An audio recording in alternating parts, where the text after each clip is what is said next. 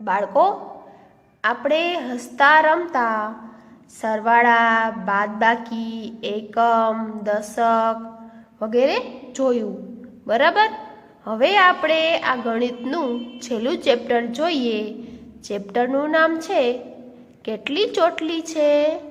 ચેપ્ટરનું નામ શું છે કે કેટલી ચોટલી છે. તો ચાલો આપણે એક રમત રમવાથી શરૂઆત કરીએ. જેમ કે અહીંયા 4 બાળકો આપેલા છે. જુઓ, 4 બાળકો આપેલા છે. એને નામના અક્ષરો, બરાબર, એના નામ એને સાથે પોતે નામ લખીને તેણે બતાવ્યા છે. તો પહેલા રમેશ છે, આનું નામ રમેશ. પછી બીજાનું નામ આફતાબ, મારિયા અને સંતોષ. આ ચારેયના નામ પોતે બતાવ્યા છે. તો પહેલો રમેશ છે, એના નામનો છેલ્લો અક્ષર શું છે? શ છે. શું છે? શ. બરાબર? રમેશના નામનો છેલ્લો અક્ષર શ છે. તો શ, સ અને સ. સ થી આ ત્રણમાંથી ગમે તે એક અક્ષર ચાલે, બરાબર? સ થી શરૂ થતો અક્ષર એ કયો છે આ 4 માંથી? સંતોષ. આ સ આવ્યો ને, સંતોષ છે, બરાબર? એ જ રીતે આ મારિયા છે, મારિયા. એમાં મારિયાના નામમાં છેલ્લો અક્ષર શું આવે છે? આ. શું આવે છે? મારિયા. આ, બરાબર? તો આથી શરૂ થતું નામ શું છે? આફતાબ. આફતાબ છે ને, આથી શરૂ થતું નામ. આવી રીતે તમે પણ રમત રમી શકો છો ઘર બેઠા, બરાબર? પછી નીચે જુઓ શું કરવાનું છે કે તમારા મિત્રોને તેમના નામ એક કાગળ પર લખવા કહો. તમારે પણ તમારા ફ્રેન્ડ સાથે આ રમત રમવાની છે. પછી નીચે શું કરવાનું છે કે શોધો. હવે એમાં અ, બ અને ક 3 પ્રશ્ન આપેલા છે. પહેલો પ્રશ્ન જુઓ શું આપેલું છે? સમાન અક્ષરથી પૂરા થતા નામની સંખ્યા. તો જેમ કે આપણે અત્યારે સ્કૂલ બંધ છે, બરાબર? તમારે રજા છે, તમે ઘરે છો. પણ જો કદાચ સ્કૂલ ચાલુ હોય તો આપણે આ રમતનું અનુમાન લગાવી શકીએ. પણ અત્યારે આપણે એવું અનુમાન લગાવીએ છીએ કે જેમ કે આપણા વર્ગખંડની સંખ્યા, એટલે કે આપણા ક્લાસની સંખ્યા 35 છે. કેટલી છે? 35, બરાબર? 35 છે. તેમાંથી પહેલો પ્રશ્ન શું છે કે સમાન અક્ષરથી પૂરા થતા નામની સંખ્યા કેટલી છે? એટલે કે છેલ્લે એક સરખો શબ્દ, એક સરખો અક્ષર આવતો હોય તેવા નામ કેટલા છે? તો આપણે એવું અનુમાન લગાવી શકીએ કે રાજેશ, સુરેશ, પછી મહેશ અને નરેશ. એટલે આ કુલ 4 નામ છે. કેટલા છે? 4. તો સમાન અક્ષરથી પૂરા થતા નામની સંખ્યા 4 છે. છેલ્લે શ આવતો હોય એવા 4 અક્ષર છે.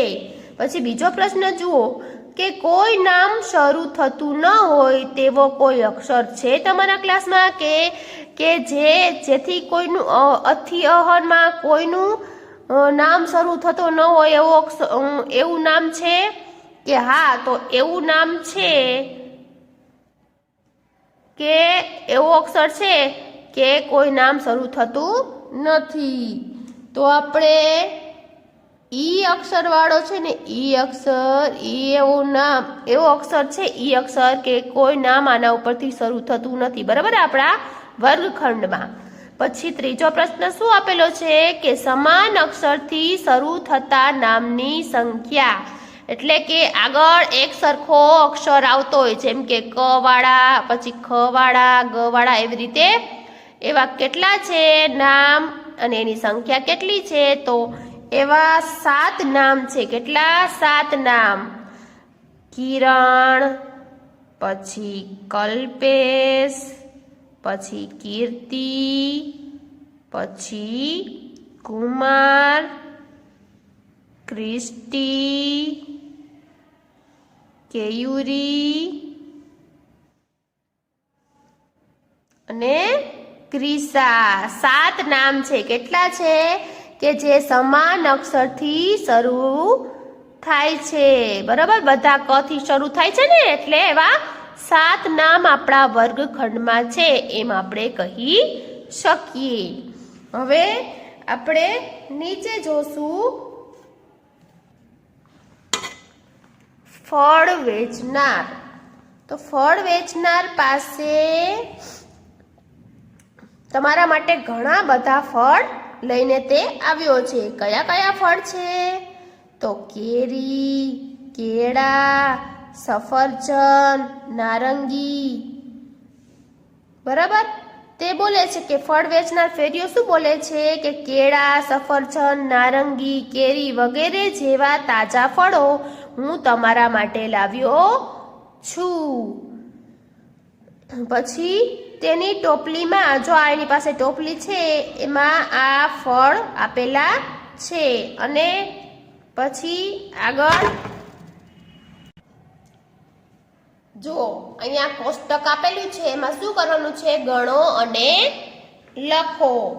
તો અહીંયા કોષ્ટકમાં પહેલા ખાનામાં ફળ આપેલા છે. પહેલા ખાનામાં ફળો અને બીજા ખાનામાં આપણે ફળની સંખ્યા લખવાની છે.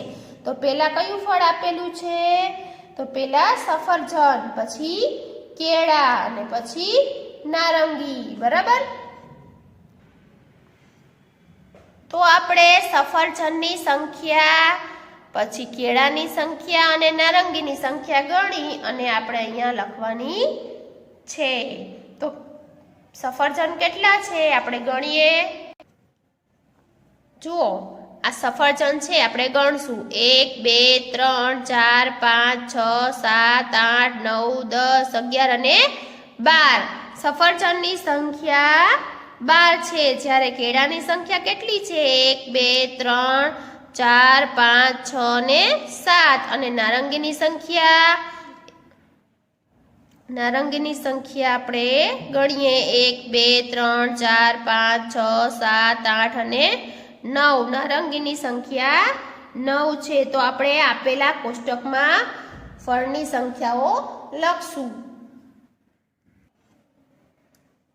તો આપણે સફરજન ગણેલા હતા 12, એટલે હું અહીંયા લખી સફરજનની સંખ્યા 12 હતી. જ્યારે કેળાની સંખ્યા 7 હતી અને નારંગીની સંખ્યા 9 હતી. પછી હવે આપણે આગળ જોઈએ શું કે છે? વાળ ઓળવાની રીત. માલા નિશાળે જઈ રહી છે. તેની માતાએ તેના વાળ ઓળ્યા છે. માલાને 2 ચોટલીઓ છે. એ આપણે અહીંયા જોઈએ છીએ કે તેના મમ્મી છે તેને વાળ ઓળવી આપે છે. તમારા વર્ગના બાળકો સામે જુઓ. બધા બાળકોએ જુદી જુદી રીતે વાળ ઓળ્યા છે. જુઓ, અહીંયા બાળકો આપેલા જ છે. આપણે જોઈએ છીએ કે બધાના વાળ અલગ અલગ રીતે ઓળવેલા છે. તો તેના માટે આપણે અહીંયા આગળ શું કરવાનું છે? જુઓ અને લખો.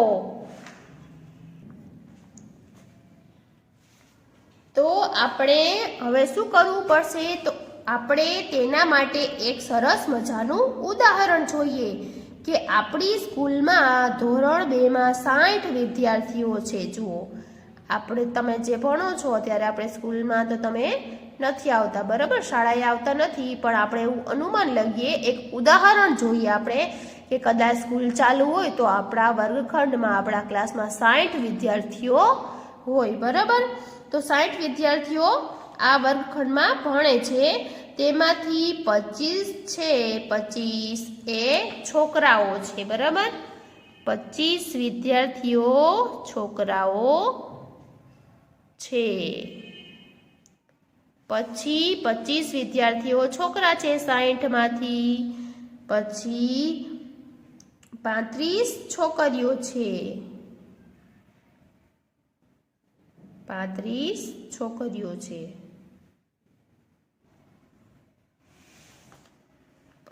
25 60 વિદ્યાર્થીમાંથી 25 છોકરાઓ છે અને 35 છોકરીઓ છે. તેમાંથી 20 છોકરીઓએ 2 ચોટલા ઓળ્યા છે. 20 છોકરીઓએ 2 ચોટલા ઓળ્યા છે. એમાં હું અહીંયા ખાનામાં લખીશ 20.